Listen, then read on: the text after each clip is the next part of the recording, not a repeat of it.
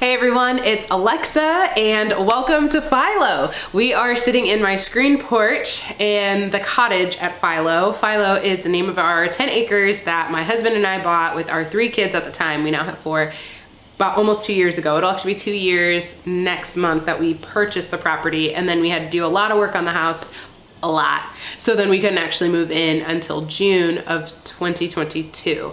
So we are celebrating that 2 years next month, and it's been a beautiful ride so far. And I wanted to share about why we bought these 10 acres, even though I felt a little silly because there's so many videos I feel like you can find on YouTube or like just the internet in general about why I did this, why I did that. But yet I found myself watching those videos like, yes, give me more. So I'm gonna share it too, but also, and most importantly, because I think that it's an encouragement. I think that even if you're sitting at home and you're like, I am never moving to 10 acres anywhere, I think you can still be encouraged by this story, because for me, bigger than the 10 acres is the how we got here, which was through the kindness of God. So also, if you don't want to hear about the kindness of God, I'm gonna say this on the front end to save you some trouble, because that's really all this is about. In the starting of this journey. But if that's not something you like, then I'll spare you from watching the rest of the video. But backing up, so my husband Brandon and I, let me introduce our family. So it's Brandon and I, and then we have Gideon, Noel, Hosanna, and Galilee. That's our baby. So our kids are 8 and under. So Brandon and I grew up suburbs. He grew up in Ohio, outside Cincinnati. I grew up in Illinois, outside Chicago, like 45 minutes-ish. Suburbs. That's what I know. We met each other at The Ohio State University, go Buckeyes, and we met, end of senior year, and neither of us were those people that were like, hey, let's get, married right out of college. No, nothing wrong with that if you did. It's just that's not what, we weren't planning that. That wasn't in my mind when I entered my senior year of college.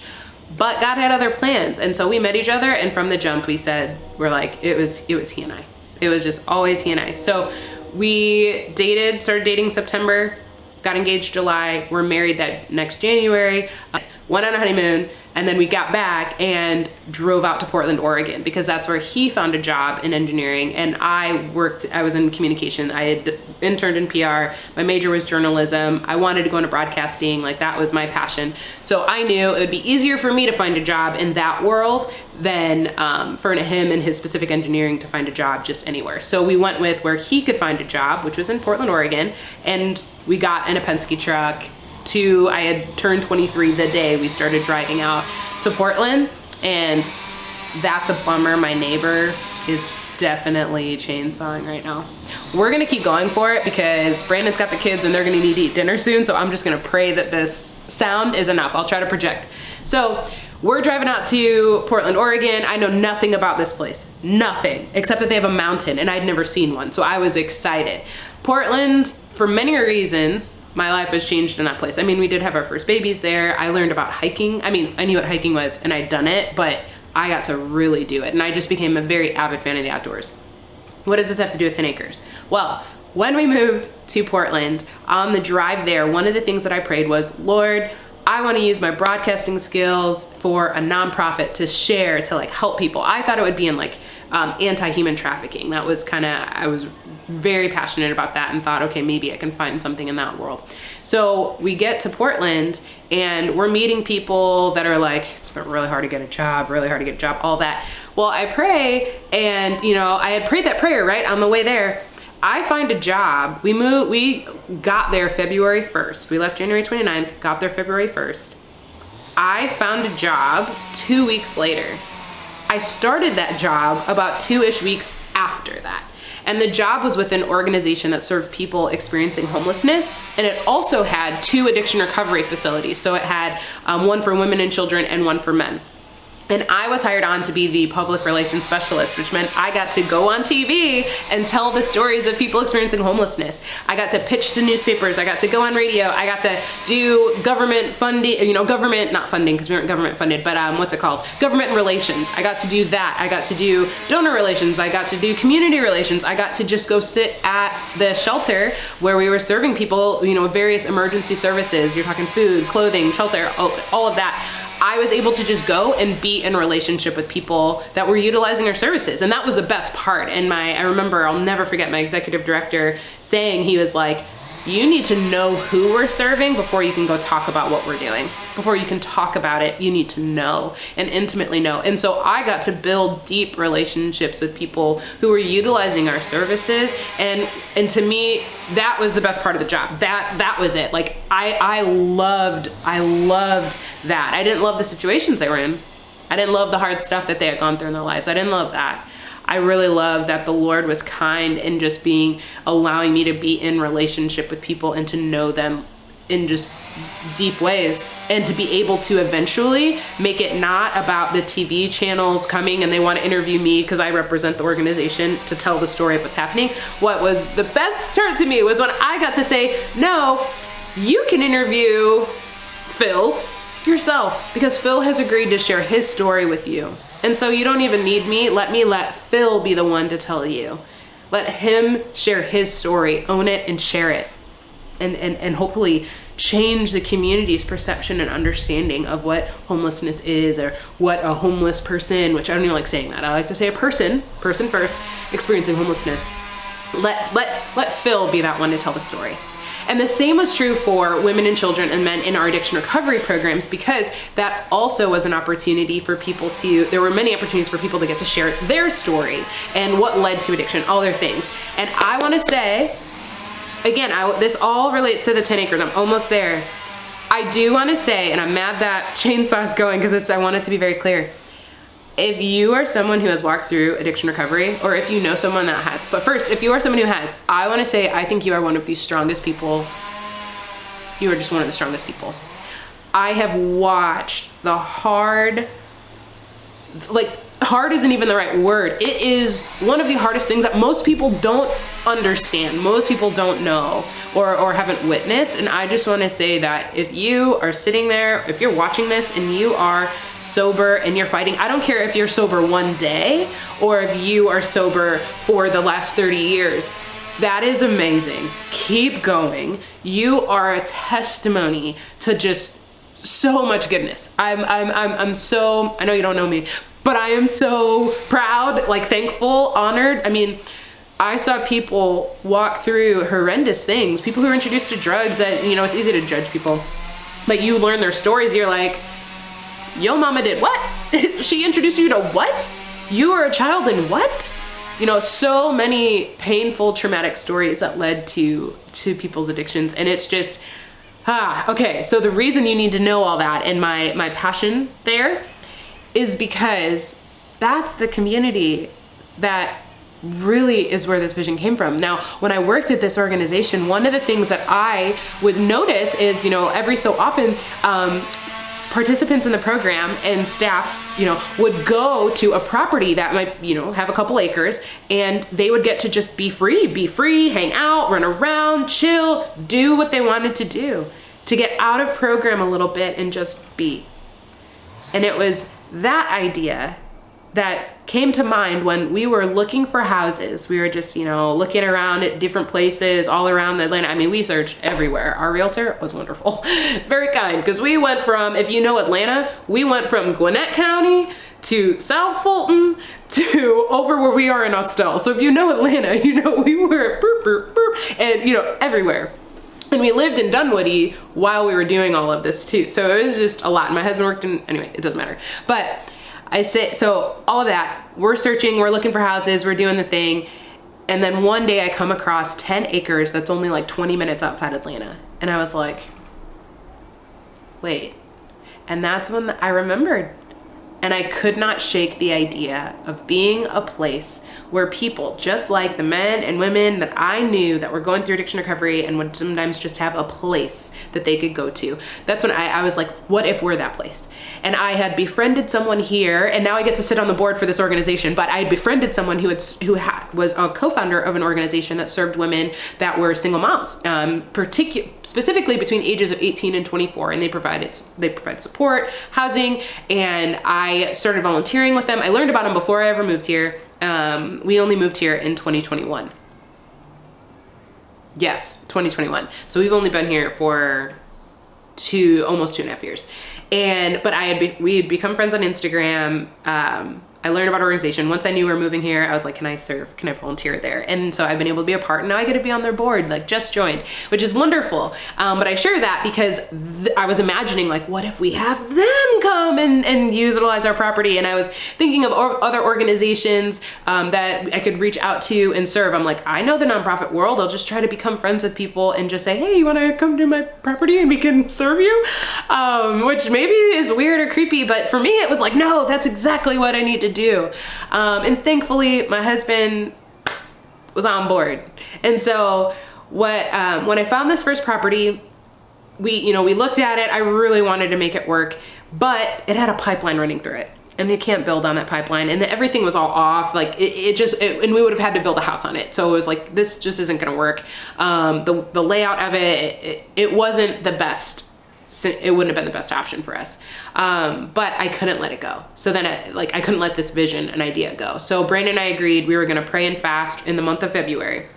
So it's weird because it was, 2 years ago, right about now, like I was talking to him in our apartment while we were playing with our kids on the floor, and I was like, so I have this idea. and so we said, okay, let's pray and fast. And so when that first property didn't work out, we're like, okay, we'll see what door opens up. And within just a week or two, we found this property. And I had 4 specific things that I was like, Lord, we'll do whatever. Like, we were looking in Stockbridge. We were looking at like everywhere around the area. I wanted to be very open to whatever the Lord would say. But I was like, Lord, I would love for there to be a house on the property, for there to be water, for it to be within 25, 30 minutes of the city. Because my thing is access. I was like, people don't always have access to get to places like this, with 10 acres where they can retreat a little bit. So I wanted to be close enough to where I could just get in my car and go get them if I needed to. And then what was the other one? I wanted to be in a neighborhood. Brandon and I are neighborhood people because hospitality for us is really important. And so we didn't want to be secluded, though we would have if we felt like the Lord was telling us to go to a specific place that was more secluded, we would have done it. But that was just something that was important to us. And so this property that we're in now, originally, I only could see pictures of the house. And if you saw the pictures of the house, there were only like 6 of them and they were terrible. And you just knew this is not a good house. Now, I don't even know if the acreage was like right on the, it must have been, because otherwise why would we have come? So maybe it was right on the listing, but like the pictures of the house were just terrible and there were no pictures of the land. But we decided to come anyway. I remember seeing it at one point and being like, oh, I'm making, no, that's not gonna work. And then it came back around to it when we were doing our praying and fasting. So went and watched it, or came and saw it. And as soon as we pulled in, we were like, oh, yeah. We didn't know it was all this. It was beautiful. It was beautiful. And this house sat vacant for like 2 years because the people who lived here, who built this house, it's only been we're the second owners. The original owners, they actually passed away, both of them here. So like they built it in their, I don't know if they were late 60s, 70s, and then lived here for a while. A while. It was built in 92. And we bought it in 2022. So anyway, there was a lot of work that had to be done. So the house was actually it wasn't terrible. There was a lot of work to be done. That's another story. I will definitely tell that story another time. But anyway, the property itself though, it was beautiful. And it had a pond, a lake. It had a house on the property that we would have to put some money into, but we could live here. It was within that 30 minutes of the city. Now, if you know Atlanta traffic, it can be rough, but generally it was close. Like we're really not far from Atlanta at all. Our church is in Atlanta. Like it's really not far. But then it also was in a neighborhood. You have to drive through a neighborhood and dead ends to our property. And I was just like, okay, Lord, I don't know, like everything that we wanted, everything that we put down, you said, and our God is a God of detail. I will say that. Woo. Because I'm like, you checked every one of those boxes. So I decided we went for it, and so we got the property, and for us it was okay. We want to be a place of hospitality. So Philo, the name. Philo is short for philoxenos. And if you speak Greek, please don't come at me because I don't know how to pronounce it, but I tried. I looked on Google and it sounded like when I listened to the person on Google, it said like philoxenos or something like that. So that is the Greek word for hospitality that's used in the Bible. And so Philo, even technically it should be pronounced Philo, but I figured that would be kind of complicated and people wouldn't do it. I wanted to shorten the name because philoxenos is really long, and Philo seemed like that would be the best fit. And naming is very important to me. I take that very seriously and just giving a name to something, and so it didn't feel right to not name this property. And philoxenos meaning hospitality, to love of stranger or love to stranger is what it comes down to meaning. And then the Philo part is like beloved or to love, to be loved. Like that's the meaning. And it just felt like this is exactly what our prayer is, our hope for anyone who comes to our property. So why we bought 10 acres is so that we could create a beautiful and hospitable place that helps people to connect deeper to God, themselves, and others. And when I say connect deeper, I mean, I imagined like, I'm gonna keep it real. I'm a mom of young kids and I love them. They're amazing. I just remember when I was in a season, and I've had this season come in and go at different parts. I mean, my youngest is 10 months. So that whole postpartum period, which I know so many people, you can relate and like understand. It can be really hard, and you can go up and down and all around. Like it's just your emotions, the so much going on, the hormones, all of it. But even beside the postpartum period, just the reality of like change. I was really depressed when we moved from Portland to Cincinnati. When we left our community we were really rooted in and uprooted. Like I went through, if you've ever heard of the term, the dark night of the soul.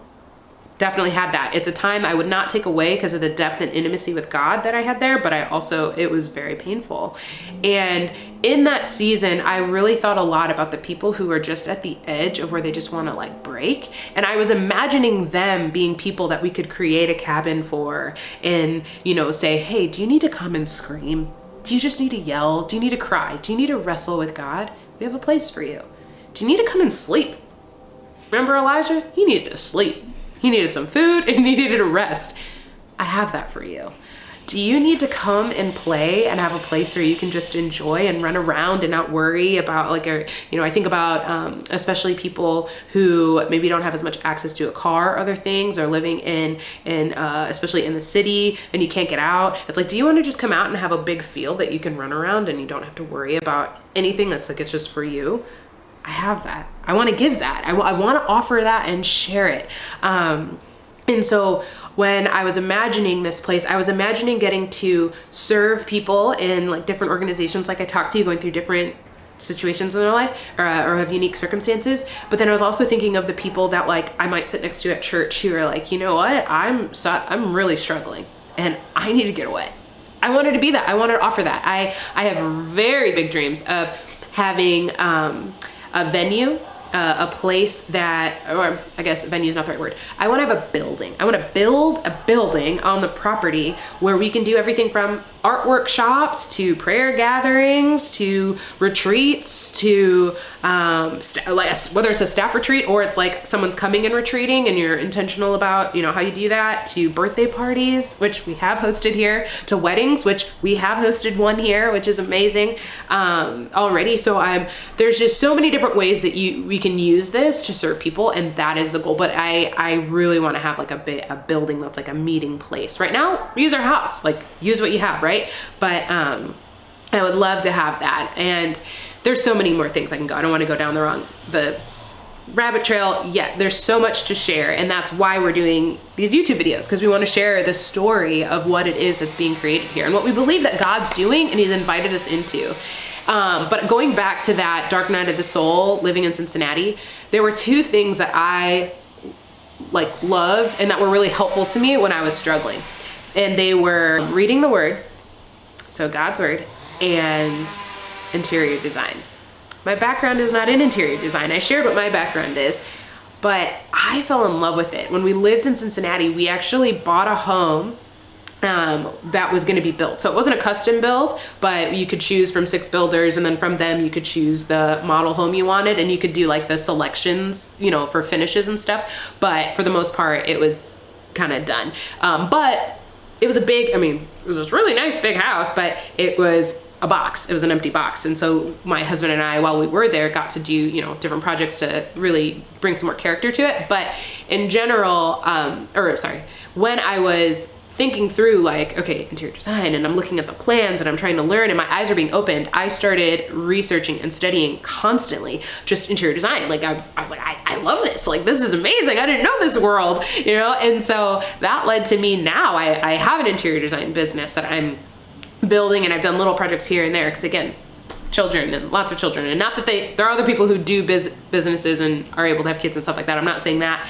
It's more so just for our family's model, especially since we've moved across the country 3 times since, I mean, Gideon's moved across the country 3 times in his life already. So building a business is it's not exactly when you're not stable. So right now we are much more stable and we're very rooted here. So I think I'll be able to actually scale it a bit more. But all that to say, I love interior design, but I love interior design with hospitality as the focus.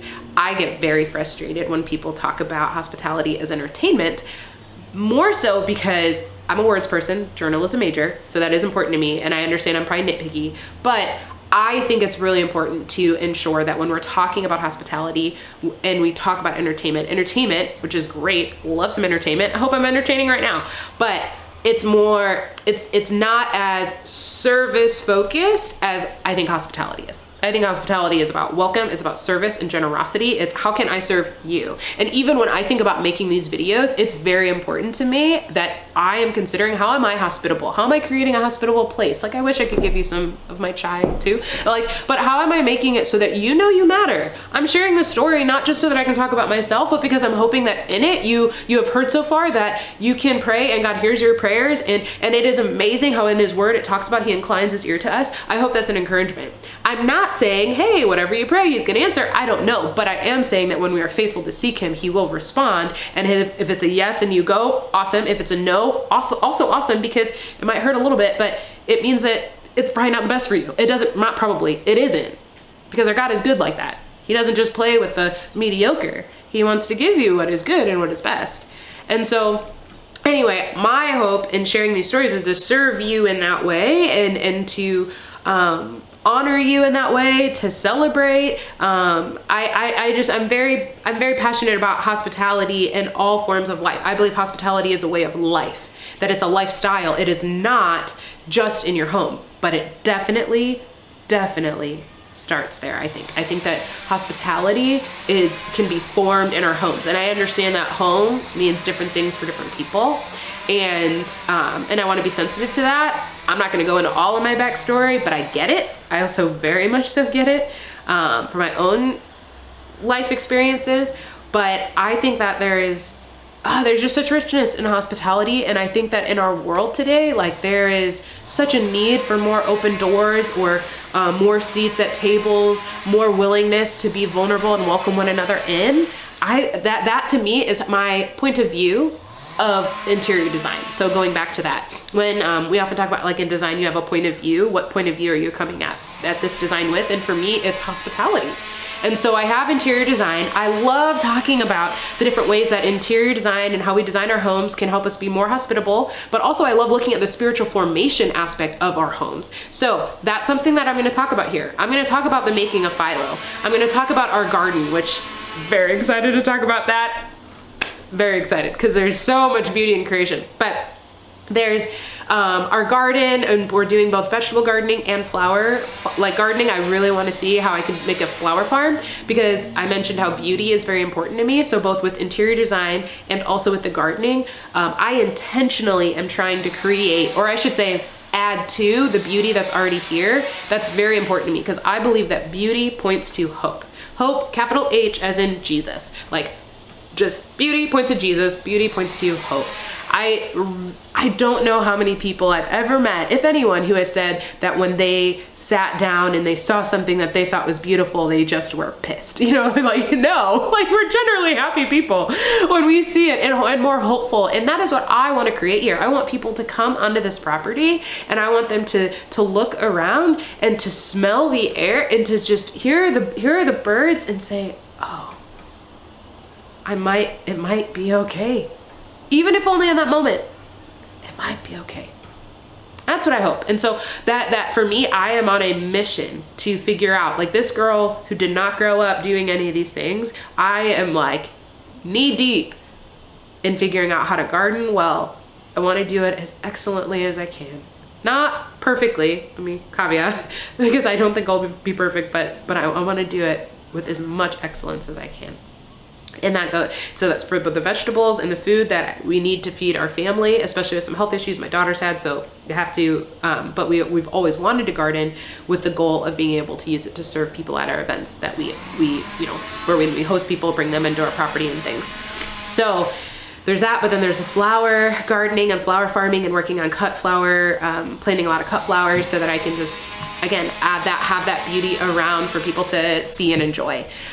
So those will be things that I'll share about on here. The home design piece, I am very excited to share our renovation. I'll share the ways we go about it. And I love both the practical, like the tips of, here's how you can space plan. Here are some ideas. Here's some things to think about. Here, if you're designing a room, factors, ways that you want to consider that. I'm all for here sharing, like, I'm going to share that. And then also that hospitality piece. How does hospitality play into that? How does spiritual formation play into the ways that we design our rooms, or how can we use our homes to help us in that? And even looking at how can we at home, whether you have, whether it's intergenerational living, whether it's with a roommate, whether you have a husband and kids like I do, like whatever that looks like, I want us to think about how can we be intentional in the ways that we live at home to be hospitable people. And I'm talking about how do we practice the art of paying attention, of remembering. What does it look like to serve one another, in that way? Again, whether it's a roommate or my roommates are 8 and under, and then also Brandon, my husband, but like, your roommate might be different, but whatever, it's really just how can we reframe or really consider how it is that we are being neighbors with those people who are our first neighbors, the ones we live with. And if you live alone, I think that there are things that we can still be talking about as far as home design and spiritual formation and connecting with God in your home and in your design, and how even when you are inviting people in with hospitality, inviting in is a part of things. So what does that look like, and how can we encourage one another and be a community of people who are inviting others in? But then also, how do we take what we learn from inviting in? How do we take what we're learning from creating a culture of hospitality in our home out into the world? Because I think that we're supposed to. I think that when we see someone who's experiencing homelessness on the side of the road, if they're on the street, whatever, like, what does it look like to offer a sense of welcome and generosity and be a person of presence with them, even if it's only for a few moments at a stoplight? What does that look like? Those are questions I want us to consider, how we can be people of hospitality in all aspects of our lives, whether it's in a classroom, if you're a teacher or a student, whether it's in your workplace, your church, or you're just walking down the road, or you're in the line at Target. Like, what does that look like? Those are ideas, things where I want to talk about and encourage people in as we're all trying to figure this out. And the main thing for me, like the thing that kind of pushes this on is I believe that God is incredibly hospitable towards us.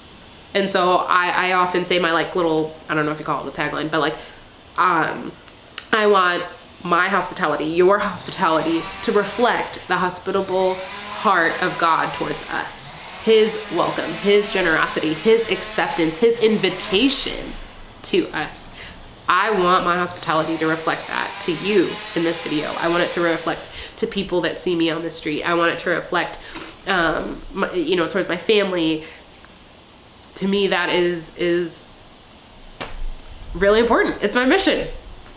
So I will stop there. Thank you for listening to this story. And again, what you can expect from this channel is to walk through the journey of making Philo, of making a place that is beautiful, that is hospitable, and that helps people to connect deeper to God, themselves, and others in the variety of creative ways that can happen. What you can expect to see is gardening, both vegetable and flower gardening, and I have been learning a lot, and I think that one of the best ways to really retain information is to repeat what it is that you're learning and what you're doing, and I'm just very excited to share that journey. I am excited to share the property and just the different ways that we witness it changing throughout the seasons, and then the different ways that we are adding to it and trying to be very thoughtful in how we do that. Again, to be able to use it for the ultimate vision that we have. I will be sharing about home design. I love interior design. I love getting to share it. And so I will definitely have videos that talk a bit about that, both very practical, like here's some things you can do. Maybe there can even be questions. If there are questions from people, I'm happy to answer them as best I can and walk through that, and definitely share the journey of the cottage and the making of the cottage, because there is a ton of work we've done and I'm very excited to share it. And really, in all of it, it's the thread of hospitality. I almost said, and I'll talk about hospitality, but the reality is hospitality is in all of it. That to me is the thread that keeps these things that can feel kind of separate together. So I'm really excited you're here. I'm very excited to be on this journey, and thank you for listening. Be blessed.